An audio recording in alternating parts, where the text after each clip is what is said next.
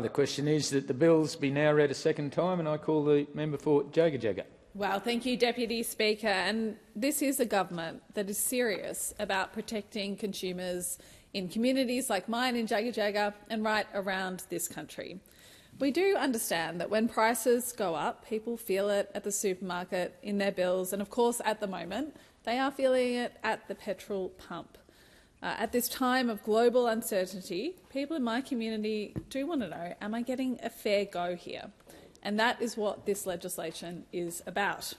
It is about a fair go, about making sure Australians are not taken for a ride. We do all understand that global events at the moment are impacting fuel prices. We know that conflict is creating volatility. There is uncertainty in global supply chains, and we are feeling the effects of those here in Australia. But let's be very clear, and what this legislation is very clear about, is those global pressures are not an excuse for misconduct. They are not an excuse for misleading conduct, for price manipulation. And they're certainly not an excuse for big corporations to treat Australian consumers like mugs. And that's why this bill doubles penalties for those who do the wrong thing, lifting maximum penalties to $100 million per offence.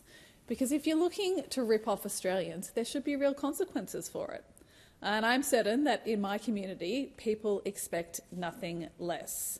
I really understand that at the moment, households in my community and others are doing all they can to manage their costs. People are shopping around, they are budgeting carefully.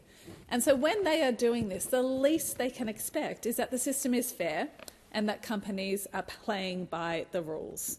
And that is what we are achieving with this bill.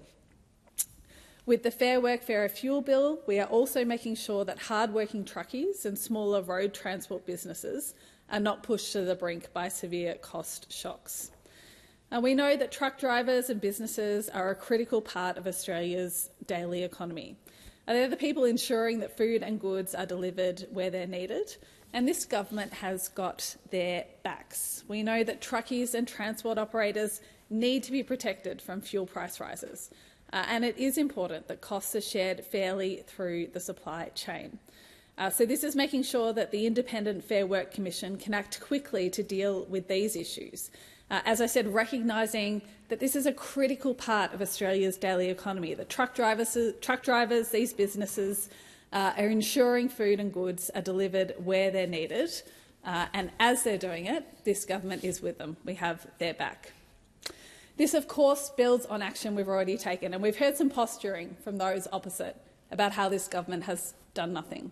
Nothing could be further from the truth, in fact. This government has already increased penalties significantly, strengthened the powers of the ACCC, including expanding petrol price monitoring, on-the-spot fines to crack down on bad behaviour. We have appointed a National Fuel Supply Task Force Coordinator. We've begun the release of 20% of Australia's fuel reserves.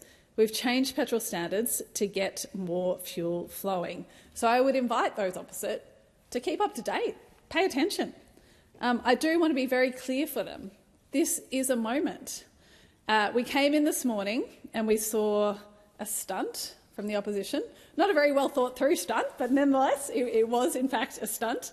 And I think what communities like mine see from that is that those opposite actually have a disregard for what they are feeling at the moment. Those opposite come in here to pull stunts, but we come in here to do the work for the Australian people.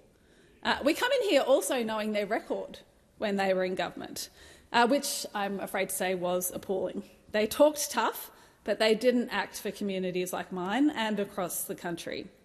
They let penalties sit at levels that big corporations could treat as the cost of doing business. They failed to properly empower regulators to crack down on misconduct, and Australians paid the price for that. People in my community paid the price for that. There was less accountability and a growing sense for people that the system just wasn't working in their favour. Well, that's the difference here. This government wants to ensure that the system works for Australians. We want to make sure that people are getting a fair go. We understand that this is a difficult time, that global events are putting pressures into our system. And as a government, we take that seriously, we take our responsibility seriously, and we are acting.